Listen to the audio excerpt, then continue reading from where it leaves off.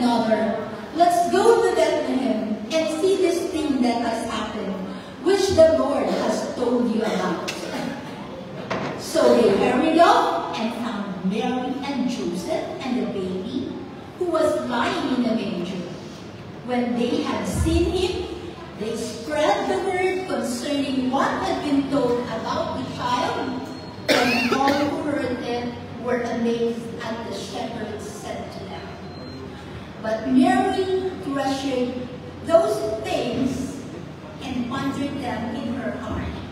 The shepherds returned, glorifying, praising God for all the things they have heard, seen, and as they have been told. This is the word of the Lord. Amen.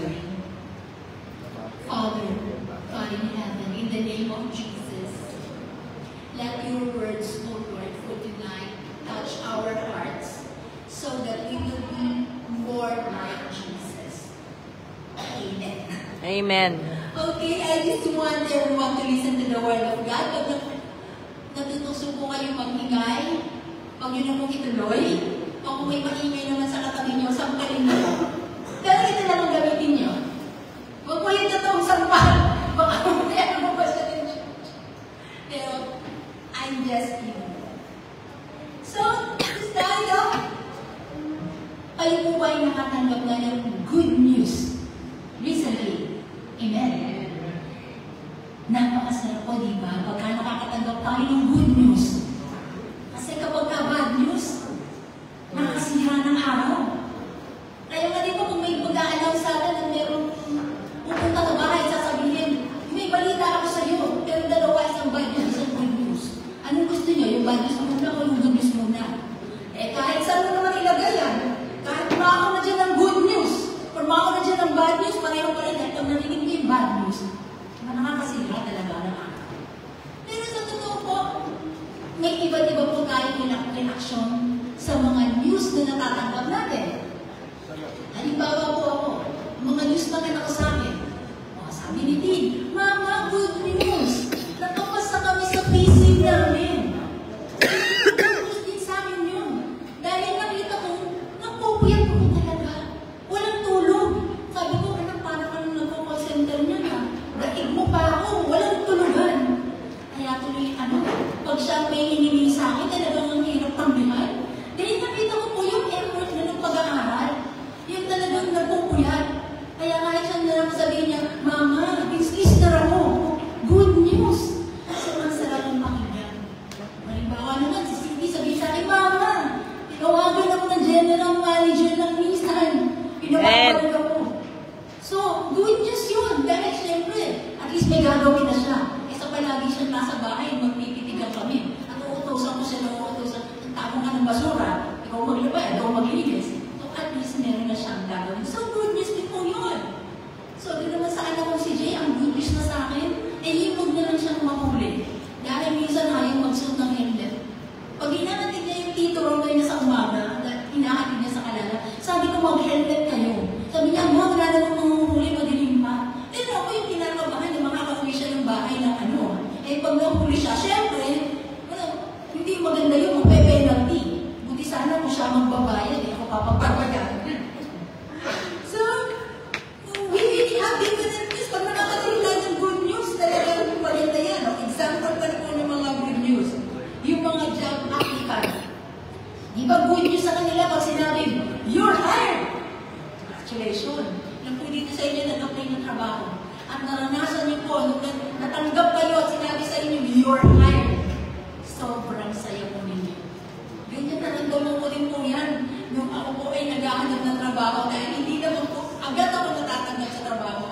Kaya nung matanggap po ako sa trabaho, walang backer. Kasi meron po ako ng mga naging work na napasok ako dahil may connection ako dahil company ng family. Pero yung gusto kong maranasan, yung ako yung mag-a-apply na walang backer. At nung natanggap ako sa company na wala akong backer, na ako yung mismo nag-apply, good news! I was hired na walang ibang nag-back up. So ano pong mga good news? Doon po sa mga nakasuhan, sa mga nanonood ng Lilet Matias, or doon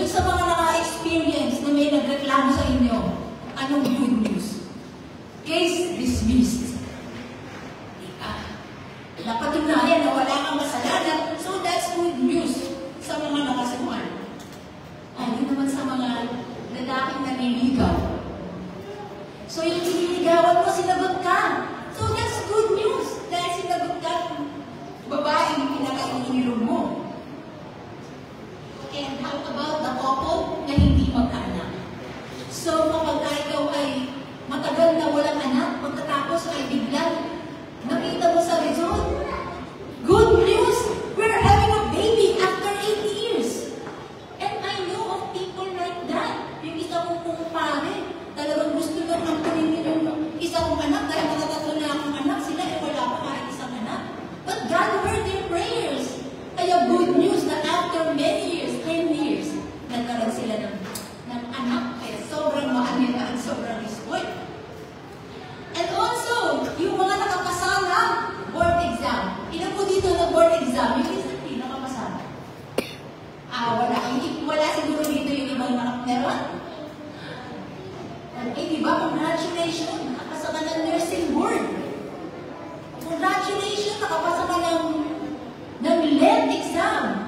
So, experience ko din po yan. Yung nakapasa ako ng LET exam. Sobrang saya ko. Pero honestly, nagkadalawang take po ako noon kasi ang yabang ko noong una. Sabi, kaya sa Caraneta lang naman ako nag-education. Tapos nag-review ako sa Sa Caraneta. Nag-top ako sa review. Naging confident ako sa exam. Tapos magsak ako, 1 point pa lang para mamapasa. Nung hinambol ako ng Panginoon. Kaya nung second take ko, nung makahambol na ako, nag-review talaga ako ng todo. And when I saw the result that I passed the board exam, sobrang saya ko. Because that's good news. Malanikin. So, kung po kayo rin, meron kayong kanya-kanyang good news, pwede nyo naman po i-invento yan sa inyong mga kasister.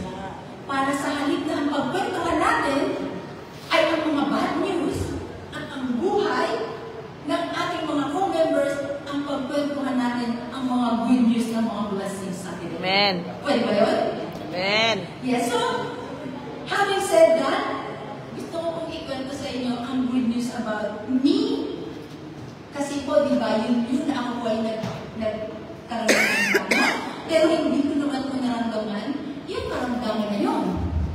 But when the biopsy result appeared, yung pong lahat po na nakuha ang lymph nodes sa akin, there were 10 of them. Ang sabi ni Doctor, at nakita ko rin mismo with my own eyes, negative po lahat. Tapos lahat po ng margins, pati yung mga katabi, all negative and Amen. Minsan, iniisip ko po, talaga kayang meron akong sakit nung una pa lang? Kasi hindi ako nag-second opinion. What if talagang benign lang naman pala talaga siya? Pero the thing is, what I believe is, naging pala ang Diyos. Na pinagaling niya, kaya nung makuha yung biopsy, it was all negative. So, Lord, thank you for healing me. Sabi sa 2 Kings 25, I have seen your tears and I have heard your prayers. I will heal you. So I believe that God healed me. And that is one of the good news that I have. Amen. And second good news is about sa employment po. Kasi po nung nagkasakit ako, napakadami kong absent. Pero wala naman talaga akong sakit na nararamdaman. Hindi ako mga ganyan so, yan. mag-session ako ng chemotherapy. Kaya totoo naman parang hindi ako nagkikimo. Dahil yung sinasabi nilang nagsusuka, yung sinasabi nilang, hindi ko lang naranasan yun. Si Mami siya, As in, bigyan wala lang. Pero syempre, nag-a-absent ako sa work. Every 21 days, mag-a-absent ako ng 3 days sa work. So, sobrang dami ng absent. And yung nag-surgery, absent pa ulit. Kung I mean absent with payo, yun na. Ilang katubig sa baba? So, gynecologically, kapag nagkaroon kayo ng surgery, 60 days yan. Dapat ibigay ng company. Painom So, mo. nag-ibigay ako ng 60 days after mag-surgery. Hanggang ngayon, nakalipa ako. Tapos dahil nag-graduation ako ngayon, which is ayaw ko na sana, pero dahil sagot naman ni Maxi Care, hindi anon. Pero what am I saying is, nung po ako ay kasama sa nakikipag-usap sa mga agent ng mga English nila, kapag ako may absent ka kahit isa lang, maapektuhan yung English mo. So I am thinking, wala na akong iniisip, hindi na ako magkaka-English ngayon. So magbibilang ko lahat ng absent ko, parang 5 buwan or 4 buwan akong absent dahil sa dami. Not expecting anything anymore. Saka walang kumakausap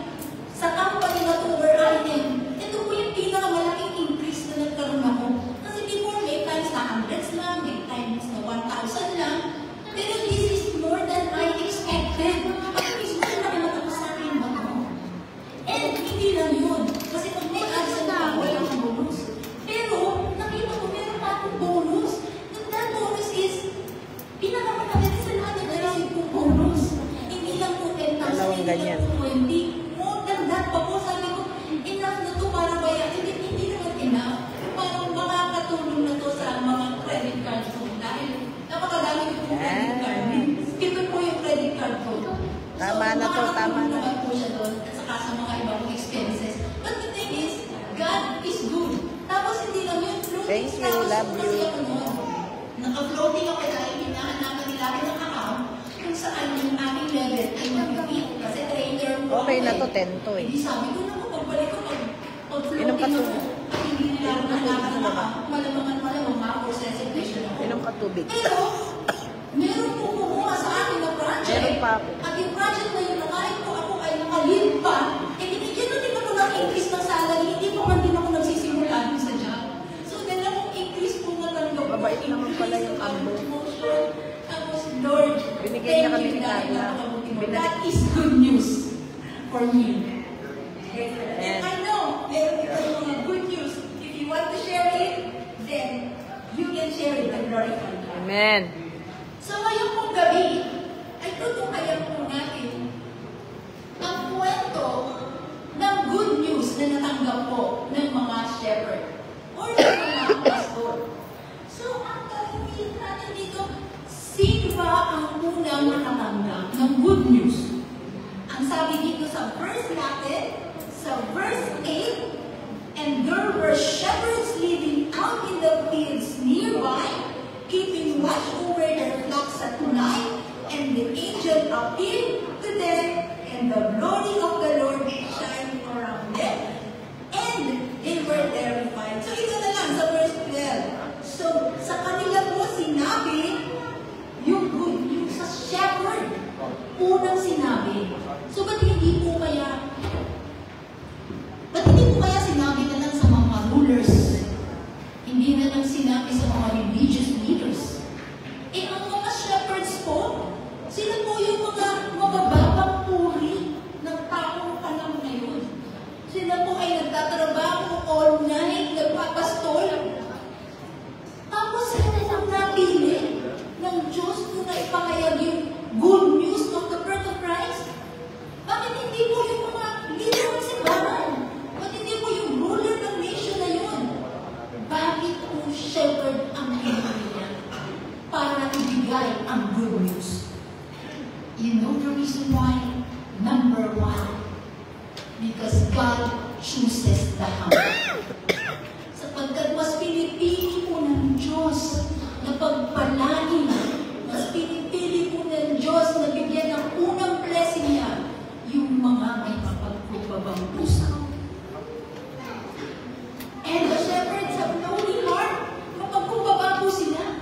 At kung ang may pagmamalaki nila, shepherd lang sila, pastor lang sila.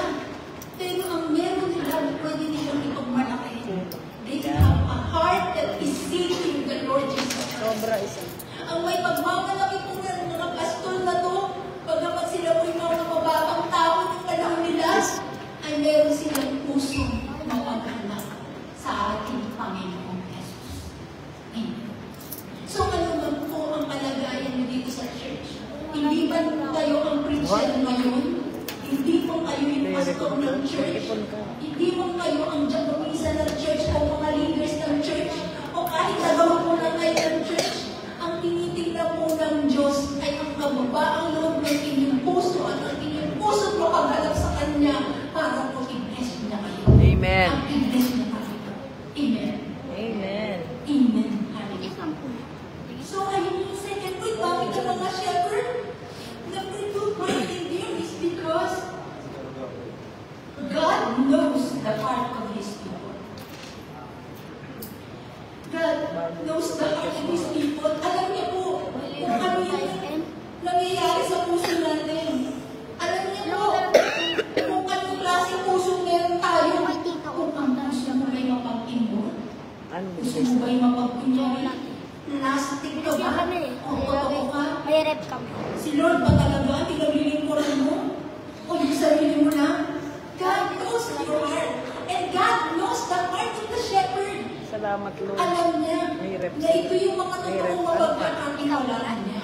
Si Rami.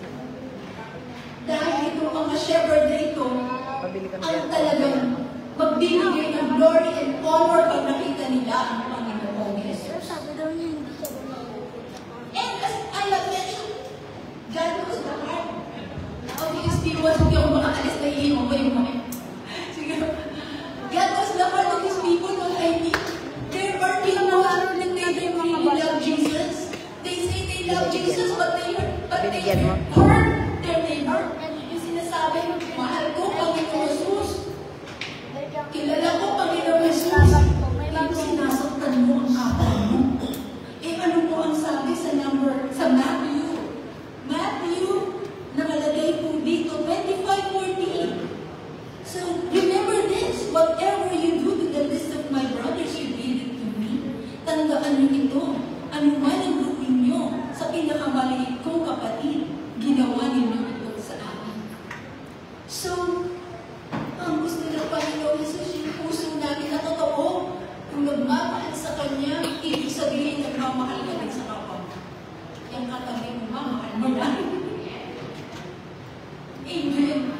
Yung bang hindi mo katabi ngayon, mahal mo pa rin? O yung malayo sa iyo, mahal mo pa rin? Amen. Yung kapit-bahay mo kaya, Amen. kahit mahirap mahalin, di ba? Pero ano mo kung mahalin ng kapit-bahay? O, di ba? So, yung po yun. So, yung alisin mo, ang Panginoon ko, ikaw ay pipiliin niya, pag ikaw ay may pagkumbabang puso,